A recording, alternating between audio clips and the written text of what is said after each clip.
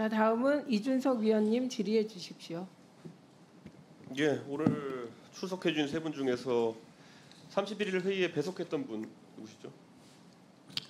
저하고 기획조정관입니다. 그럼 두 분께 제가 한번 여쭤보고 싶은데요. 이날, 그러니까 이게 저도 뭐 공천이나 이런 거 당해서 해보고 이러면은 사실 80명 정도 된 지원자들을 뭐 30명, 50명씩 된 지원자들을 추리는 과정 자체가 사실 회의를 진행하는 사람마다 스타일이 조금씩 다릅니다. 네, 그래서 어떤 사람은 이 사람은 절대 안 돼서 하나씩 제껴가면서 보는 경우도 있고요. 누구는 이 사람이 절대 돼야 되라는 방식으로 접근하는 방법도 있고요. 압축이 어떤 식으로 진행되는지 혹시 김영관 조정관님이 어떻게 기억하고 계십니까? 배제 방식입니까? 아니면은 뭐 위원장님께서 먼저 이분이 좋겠다 이렇게 나오셨습니까? 투표를 통해서 결정하는 방식으로 진행을 했습니다. 두 명이 투표한다고요? 네, 두 표 받거나 한 표 받거나 한 표 받거나 이렇게 갈랐다고요? 그렇습니다. 그 투표가 어떻게 진행되는가 좀 설명을 해주십시오.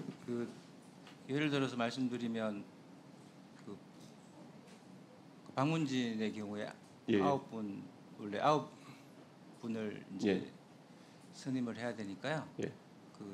두 분이서 9명씩 투표를 해서 예. 투표를 받으면 선임하는 방식으로 했습니다. 그러면 9명을 그 위원장님이 9명의 세트를 하나 추천하시고 부위원장이 9명의 세트를 하나 추천하시고 이렇게 했단 말입니까? 그러니까 전체 대상자가 있는 용지에서 예. 그 투표를 하는 방식으로 그렇게 했습니다. 그러면은 두 분이 각각 9명씩 골랐다는 얘기잖아요. 그렇습니다. 그러면 그 9명이 일치했습니까? 아니면 불일치가 있었습니까? 일치하는 경우도 있고, 그러니까 일치하는 경우에 이제 투표를 받는 거니까요. 아니 전반적으로 저는 이거를 기업에서 이런 식으로 사람을 뽑는 경우가 있을까요? 저는 이렇게 해서 9명씩 교차해서 제가 공천대보고 미스코리아 심사대보고 다 해봤는데 이건 처음입니다. 제가 봤을 때는. 예, 보통 압축 단계를 거치고 그 압축하면서 배제하는 사유를 다 명기하고 이런 식으로 가든지 뭐 위원이 조금 더 많으면 인기 투표를 하든지 방법이 있겠지만은 두 명이 앉아가지고 내가 생각하는 9명 한 다음에 그러면 그 9명이 교집합이 생긴 부분은 그러면 무조건 선임이 됐겠네요. 그렇습니다. 그러면 처장님 배석하셨으면 그 다음 단계는 어떻게 됩니까? 불일치가 발생하는. 그래서 저 여러 차례 그 계속 투표를 했었습니다. 예? 여러 차례 9명을 계속. 예, 9명을 계속 여러 차례 했는데 결국은 이제 계속 이제 뭐가 이 9명까지 다 선정이 안 돼서 그래서 일단 종료를 하고 6명을 했습니다. 그렇게 했었습니다. 그게 몇 라운드 정도 진행됐습니까? 그러면? 그게 꽤 뭐 한 7, 8차례 계속 진행이 됐던 걸로 기억합니다. 6명 뽑는데 7, 8차례의 라운드를 거쳤다. 예, 계속 투표를 했습니다. 그러면 결국에는 그 선정된 분들은 한 분이 의중이 많이 반영된 인사들인가요? 아니면 뭐 반반씩 하기로 했습니까? 어떻게 됐습니까? 그거는 잘 모르겠습니다, 제가. 예. 그럼 확실하게 이런 부분이 기록에 남아 있겠네요, 전부 다. 나중에 저희가 회의록을 보면은 이렇게 서로 9명을 제시하고 그리고 거기에서 이견 조정하는 과정에서 남아 있겠네요. 이견 조정은 별도로 없었던 것 같고요. 아니 아까 말한 거라면 불일치가 있었다는데 이견이 없을 수가 있습니까? 그러면은?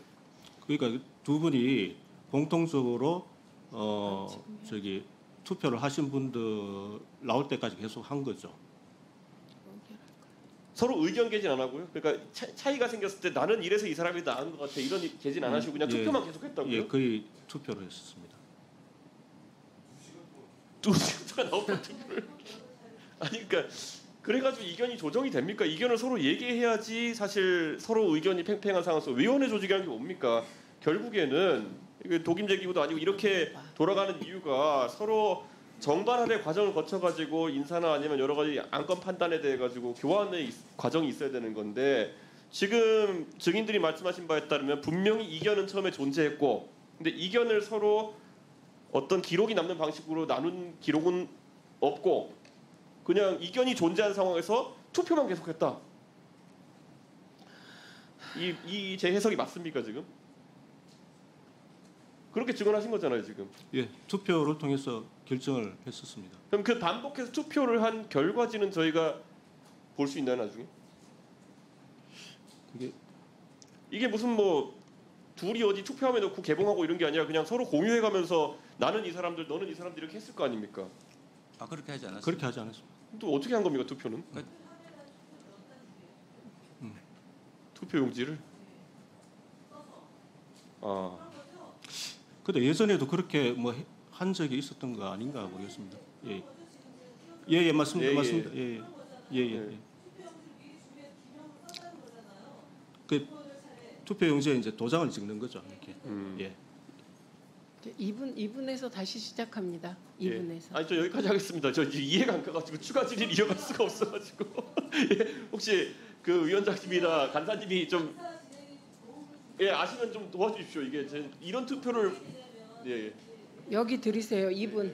지금 이제 2021년도를 준용해가지고 좀 얘기했다는데 이 자리에 2021년도에 그 투표할 때 현장에 있었던 사람은 사실은 없다는 점 일단 말씀드리고요.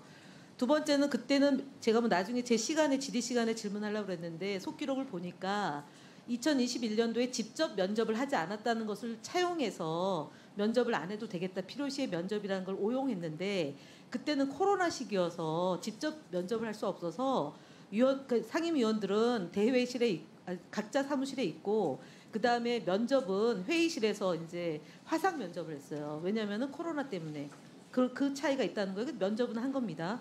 근데 지금 말씀하신 건 뭐냐면 당시에 40명을 추리고 20명을 추려서 그때 당시엔 KBS는 50명이고 면접이 그래서 상임위원들한테 다 보고를 합니다. 개인 소개서, 이력서, 결격사 유무 그래서 50명에서 40명을 추리고 MBC는 20명을 그대로 면접을 보겠다는 걸 1차 의결을 해요.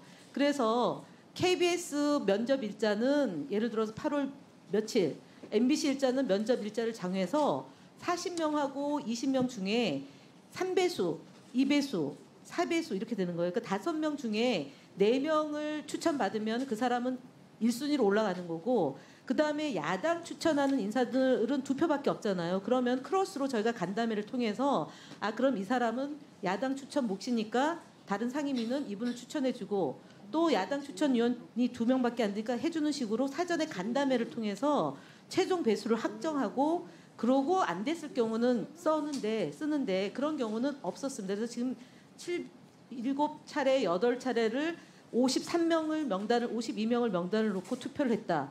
또는 33명을 놓고 투표를 했다. 이건 상상이 안 되는 투표 방식이라는 거 말씀드립니다. 네, 2분 드리세요.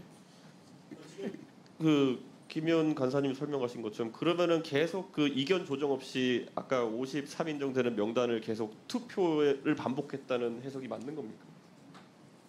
예, 투표로 했었습니다. 이게 확률적으로 보면은 그렇게 해서 이견이 조정될 가능성이 없거든요.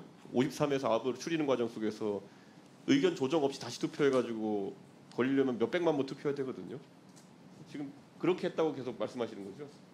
두 분 간에 그럼 기록이 안 남는 형태로라도 뭐 소통한 흔적이 있습니까? 저희가 그거는 알 수가 없습니다. 예. 두 분이 예를 들어서 두 분이 직원들 모르게 카톡을 보내셨다든지 뭐 이런 것도 없는 겁니까? 저는 모르겠습니다. 예. 저는 그러니까 이 방식 자체가 지금 말이 안 되는 방식으로 전 선임 절차가 진행되었다라는 생각을 하고 사실 저는 이 과정 자체가 기록으로 안 남아 있어도 큰 문제일 것이다라 보는 것이 잘 기억하시지만은 본 의원이 과거에 김홍일 위원장님 계실 때 꾸준히 질문드렸던 것이 뭐냐면 2인 체제에서 이견을 어떤 식으로 조정하느냐에 대해서 뭐 다른 의원님들은 어떤 잣대가 있을지 모르겠지만은 저는 이견이 조정되는 시스템이 존재하느냐를 전 이 체제의 위법성의 핵심으로 봅니다. 그런데 이번 같은 경우에는 이견 조정이 될 수 없는 방식으로 이걸 투표를 반복했다는 것이 저는 아마 국민들도 납득하기 어려운 부분이 아닐까 이렇게 생각합니다. 예. 예, 수고하셨습니다.